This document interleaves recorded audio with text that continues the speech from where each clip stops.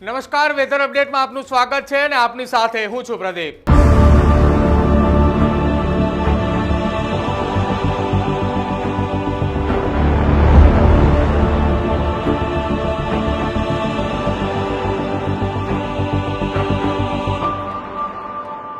ગુજરાતની અંદર હવામાન વિભાગ અને હવામાન નિષ્ણાંતોની ભારે વરસાદની આગાહી એ છેલ્લા 3 દિવસ દરમિયાન જોવા મળી હતી। જો કે આજે પણ હવામાન વિભાગે ગુજરાતના 11 જિલ્લાઓની અંદર ઓરેન્જ અને યલો એલર્ટ આપવામાં આવ્યું છે। આ તમામની સાથે વિન્ડો મોડ્યુલના માધ્યમથી સમજવું છે કે આજના દિવસ દરમિયાન ગુજરાતના કયા કયા જિલ્લાઓની અંદર વરસાદ વરસે તેવી સ્થિતિ એ દેખાઈ રહી છે।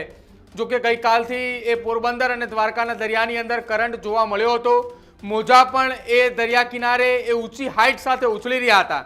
આજના દિવસની વાત કરવામાં આવે ગુજરાતની પરિસ્થિતિ આજે અત્યારે 11 વાગ્યાથી લઈને બપોરના 12 વાગ્યા સુધીની જો વાત કરવામાં આવે તો દરિયાકાંઠાનો વિસ્તાર છે, કચ્છનો એ નલિયા અને દરિયા કિનારાનો એ વિસ્તાર, આ સાથે જ દ્વારકા, પોરબંદર, વેરાવળ, ઉના અને ઉપરની તરફ એટલે કે ખંભાતની ખાડી તરફ વાત કરવામાં આવે તો ભાવનગર, આ તમામ વિસ્તારોની અંદર વરસાદી પરિસ્થિતિ જોવા મળી રહી છે। ને તેની સાથે સાથે દક્ષિણ ગુજરાતની જ્યારે વાત કરવામાં આવે ત્યારે સુરતની વાત કરવામાં આવે, સુરત છે, ભરૂચ છે, અંકલેશ્વર છે, એ વિસ્તારની અંદર પણ વરસાદી વાતાવરણ એ અત્યારે 11 થી લઈને 12 વાગ્યાની આસપાસ જોવા મળ્યું છે। જો કે હવામાન વિભાગ દ્વારા જે યલો એલર્ટ આપવામાં આવ્યું છે તે દક્ષિણ ગુજરાતના 2 જિલ્લા છે, સૌરાષ્ટ્રના 2 જિલ્લાને યલો એલર્ટ આપવામાં આવ્યું છે, બાકી તમામ જિલ્લા એ ઉત્તર ગુજરાતના છે। ઉત્તર ગુજરાતની વાત કરવી છે, ઉત્તર ગુજરાતની પરિસ્થિતિ સમજવી છે કે ત્યાં કયા પ્રકારનો વરસાદ છે, જેમાં ઉત્તર ગુજરાતનો એ ભાગ મહેસાણાથી ઉપરની વાત કરવામાં આવે, મહેસાણા, પાટણ, કચ્છ એ ભાગની અંદર વરસાદ એ ખૂબ વરસી રહ્યો છે। મેપના માધ્યમથી એ સમજીએ કે ત્યાં કયા પ્રકારની પરિસ્થિતિ છે। હજી આપ જુઓ અહીંયા આ એ રાજસ્થાનની અંદર આ પરિસ્થિતિનું નિર્માણ થયું છે, તેની અસર એ ઉત્તર ગુજરાતના જિલ્લાઓની અંદર ખાસ જોવા મળી રહ્યું છે, જેમાં આ જે સિસ્ટમની અસર છે જેનો કેટલોક ભાગ આ જે ભાગ રહ્યો એ ગુજરાતની અંદર છે, તો બીજો કેટલોક ભાગ જે રહ્યો એ રાજસ્થાનની અંદર ઉપરની તરફ આપ જોવા મળી રહ્યું છે। જો આખી આ સિસ્ટમ જે છે એ જોવા મળી રહી છે। આ અહીંયા જે ભાગ આપવામાં આવ્યો છે રેડ સર્કલ, જે આજના દિવસ માટે યલો એલર્ટ જાહેર કરવામાં આવ્યું છે, બનાસકાંઠાનો વિસ્તાર છે। અહીંયા પાલનપુરથી નીચેની તરફ જો વાત કરવામાં આવે, પાટણ, મહેસાણા એ તરફની વાત છે, ત્યારબાદ દાહોદની વાત કરવામાં આવી રહી છે, દાહોદની સાથે પંચમહાલ છે। આ તમામ જિલ્લાઓની અંદર આજના દિવસ દરમિયાન રેડ એલર્ટ, ઓરેન્જ એલર્ટ આપવામાં આવ્યું છે। અને હવે આ મેપને નાનો કરીએ અને આજના દિવસની દરમિયાન આપણે હવે સમજવું છે કે આ બપોરના 12 વાગ્યા સુધીની સ્થિતિ છે, 12 વાગ્યા બાદ આગળ શું પરિસ્થિતિ છે, આજના આખા દિવસની વાત કરવી છે વિન્ડી મોડ્યુલના માધ્યમથી કે કયા પ્રકારની વરસાદની આશંકાઓ વ્યક્ત થઈ રહી છે, વરસાદની કેટલી શક્યતાઓ વ્યક્ત થઈ રહી છે। બપોર બાદની જો વાત કરવામાં આવે તો મોટાભાગે ગુજરાતના તમામ જિલ્લાઓની અંદર વરસાદી વાતાવરણ રહે તે પ્રકારની સ્થિતિ હાલ તો જોવા મળી રહી છે। अब જો ગુજરાતની આ મોટા ભાગના પરિસ્થિતિની અંદર વરસાદની આગાહી જોવા મળી રહી છે, જેમાં સૌરાષ્ટ્રમાં એ તમામ જગ્યાઓ છે, અહીંયા એ બોટાદ અને તેની આસપાસનો વિસ્તારની અંદર નહિવત શક્યતા બપોર બાદની અંદર જોવા મળી રહી છે, પરંતુ સવારે ત્યાં વરસાદની સ્થિતિ હતી। કચ્છની અંદર સાર્વત્રિક વરસાદ જોવા મળી રહ્યો છે, એટલા જ માટે હવામાન વિભાગે જે ગુજરાતના 11 જિલ્લાઓની અંદર ઓરેન્જ અને યલો એલર્ટ આપવામાં આવ્યું છે, એમાંનો એકમાત્ર જિલ્લો છે કચ્છ કે જ્યાં ઓરેન્જ એલર્ટ આપવામાં આવ્યું છે, બાકી તમામ જિલ્લાની અંદર યલો એલર્ટ છે, ખાસ ઉત્તર ગુજરાતની અંદર। જો કે અમદાવાદની અંદર પણ વરસાદની શક્યતાઓ એ દેખાઈ રહી છે, બપોર બાદના સમયની વાત કરવામાં આવી રહી છે। હવે સાંજે 5 વાગ્યાથી લઈને રાત્રિના 8 વાગ્યા દરમિયાનની શું પરિસ્થિતિ, કેમ કે સાંજના સમયે વરસાદ એ વધુ વરસતો હોય છે। જો કે છેલ્લા 3-4 દિવસથી અમદાવાદની અંદર પણ સાંજના સમયે વરસાદ ખૂબ વરસી રહ્યો છે।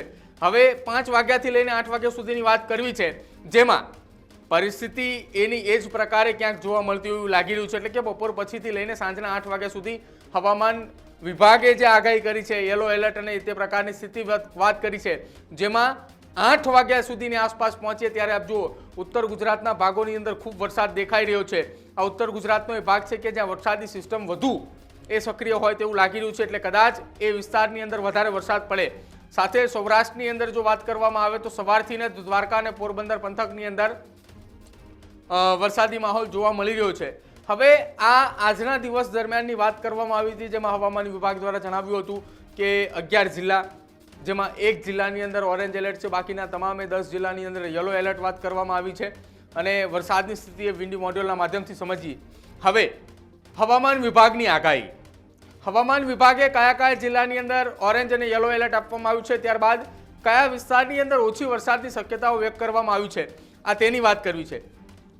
જો અહીંયા કચ્છ છે, કચ્છની અંદર એકમાત્ર એ ગુજરાતનો જિલ્લો કે જ્યાં અત્યારે ઓરેન્જ એલર્ટ આપવામાં આવ્યું છે કે ત્યાં વરસાદ એ પડે તેવી શક્યતાઓ વ્યક્ત કરવામાં આવી છે. અને કયા પ્રકારે વરસાદ પડે તો એ છૂટાછવાયા સ્થળે, જો અહીંયા આપેલું છે છૂટાછવાયા સ્થળો પર અતિ ભારે વરસાદ પડે તેવી સ્થિતિ વ્યક્ત કરવામાં આવી રહી છે, જેમાં બનાસકાંઠા, સાબરકાંઠા, અરવલ્લી, મહીસાગર, પંચમહાલ, ગોધરા આ ઉત્તર ગુજરાતના અને મધ્ય ગુજરાતના જિલ્લા છે. ઉત્તર ગુજરાતમાં બનાસકાંઠા, સાબરકાંઠા, અરવલ્લી, મધ્ય ગુજરાતમાં મહીસાગર, પંચમહાલ અને બોટાદ 3 અને 3 6 જિલ્લાઓ અહીંયા ઉત્તર ગુજરાત અને મધ્ય ગુજરાતના છે. 2 જિલ્લાઓ એ સૌરાષ્ટ્રના છે, દેવભૂમિ, દ્વારકા અને પોરબંદર. મેં આપને પહેલા વિન્ડી મોડ્યુલના માધ્યમથી બતાવ્યું કે સવારથી વરસાદની સ્થિતિ એ બંને જિલ્લાઓની અંદર છે અને દરિયામાં કરંટ પણ જોવા મળી રહ્યો છે.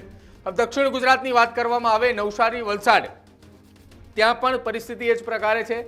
યલો એલર્ટ આપવામાં આવ્યું છે, ત્યાં પણ વરસાદી સ્થિતિ જોવા મળી રહી છે. દરિયાકાંઠાના વિસ્તારોની અંદર દરિયામાં કરંટ પણ ત્યાં જોવા મળી રહ્યો છે.